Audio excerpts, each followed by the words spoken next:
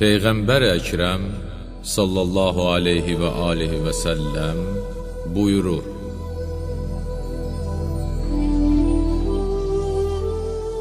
Elm öyrənin, çünki onu öyrənmək həsənə, tədris etmək təsbih, mübahisə etmək cihad, bilməyənə öyrətmək sədəqə və əhlinə bağışlamaq Allah dərgahına yaxınlaşmaq üçün vasitədir.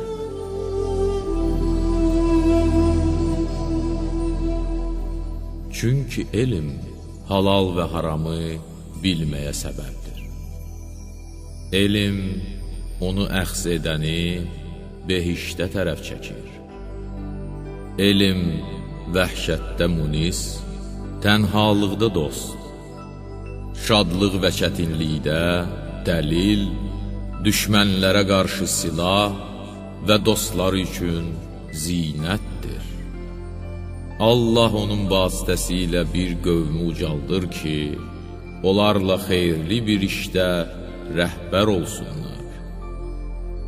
Başqaları onlara iqtida edər, onların əməllərini özlərinə nümunə götürər, onların əsərlərindən istifadə edər.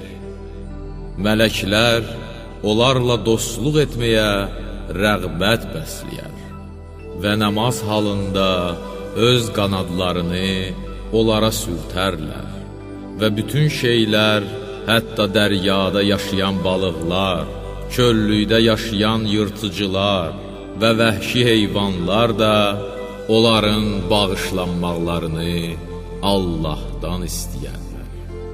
Çünki elm qəlblərin oyanmasına, gözlərin körlükdən nur tapmasına və bədənlərin zəiflikdən qüvvət tapmasına səbəb olur.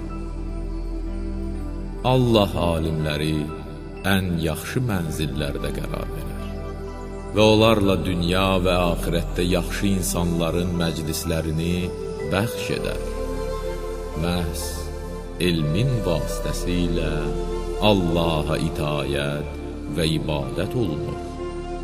Allah elmin vasitəsilə tanınır. Onun yeganəliyi elm vasitəsilə sübut olunur. Elm vasitəsilə silə-i rəhim olunur.